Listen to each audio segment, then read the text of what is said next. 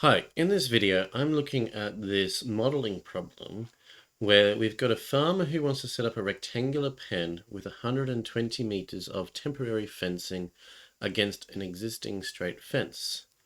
We want to use a model to find the dimensions that she should use so that she has the maximum area for her sheep. And this is a common modeling problem where you're asked to find either a maximum or a minimum value. So to have a look at this problem, let's draw a picture, okay? So we've got our existing fence. That's our existing fence. Let's see if we can make our existing fence a little straighter. And we're wanting to add some extra fencing around there where the total length of that red line must be 120 meters. So this bit plus this bit plus this bit must be 120 meters. And we want to find the maximum area. So I also need to basically know what is my area, or a way of getting my area, to help us find then the maximum area. So to do this, I'm going to start defining variables. So I've got a rectangle, and a rectangle has length, and it has width. And I can define some rules that help us work with this. For one thing, I know that if I have width plus length plus width, that must equal 120. So I can write that down. 2 widths plus a length equals 120. So that's one rule that I have that links my pieces of information together. And I can start looking at what else I can do that's going to help me. So I also know that the area of a rectangle is the length times by the width. So that's the two things that I really know. So let's see if I can join these together. Okay, I've got 2 widths plus a length is 120, and I've got area is length times width. And this is useful because I need area, but maybe I've got too much information within my variables. So let's see if I can get one variable only. So I want to join these two equations together, which means I probably want to try and substitute this information into that one. So I need to isolate one of my variables. So I'm going to take this equation and I'm going to move my width over. So I'm going to get length in terms of width. So 120 minus 2 widths. So if this is equation 1 and this is equation 2, I can then go and substitute 1 into 2. So that means I've got my area is going to be my length, but my length is 120 minus 2 widths multiplied by width.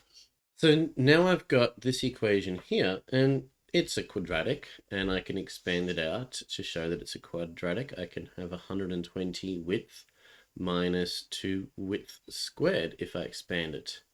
And if I want to draw a quick sketch of what's happening, that would mean that I would have a graph such that I've got a width axis and an area axis.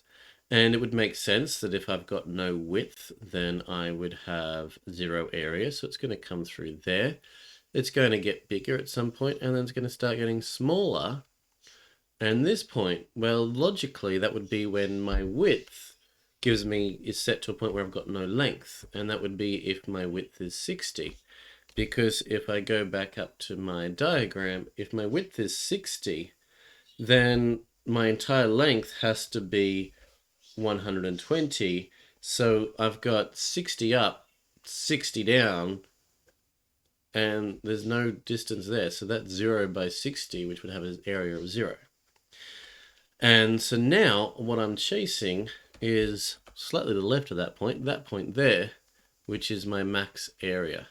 What is my maximum area?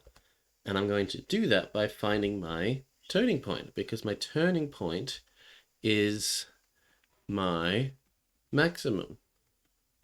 So that's what, if we are after maximum or minimum, you're trying to find the turning point. So to find our turning point, we can get the x part of our turning point by using x equals negative b over 2a, because that's the midpoint between my two roots, which should give us 30 logically, if it's between 0 and 60. So this is going to be b, and this is going to be a. Let's not get these mixed up. We can rewrite it as negative w squared, negative 2w squared plus 120w, so that it's in a, b, c order, just to make sure. So x is going to be negative of whatever b is, which is 120, divided by 2 times whatever a is, which is negative 2. And so that does give us 30. So I know that the x-coordinate of my turning point is 30. So that's the width that's going to give me, in this case, the width that gives me the maximum area is 30. Let's find out what our maximum area is. Our area then is going to be 120 multiplied by this width that we've just found out, which was 30. And then we're going to have minus 2 times our width squared. So we're going to have minus 2 times 30. And if we go and put that into a calculator, it will tell us that our maximum width is 1800 meters squared. What we don't know is our length. And if we check what the question's asking us, we want to find the dimensions. So we know width. We haven't answered the question. We know the width that will give it to us. We know what the maximum area will be. We don't know the length. So then to get the length, we can go back to our formula here, or preferably this one. Length is 120 minus 2 lots of our width. So if we go and do that, we can get our length is going to be 120 minus 2 lots of our width. Well, that gives us our length to be 120 minus 2 lots of 30. 2 lots is 60, so our length is 60. So there we have it. My width is 30 and my length is 60.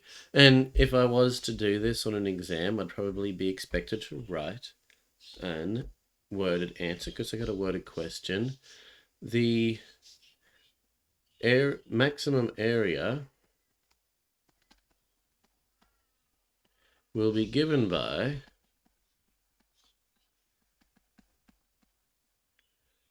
a width of 30 meters and length, there's an E in there, of 60 meters to give 1800 square meters. That would be my final answer. And there we have it. If a farmer wants to set up a rectangular pen with 120 meters of temporary fencing against an existing straight fence, we end up with a quadratic, and we can find the maximum area by finding our turning point, because that's the maximum point on my graph. I could also be looking for a minimum if it was a different problem that required me to have a minimum, but it's still looking for turning point.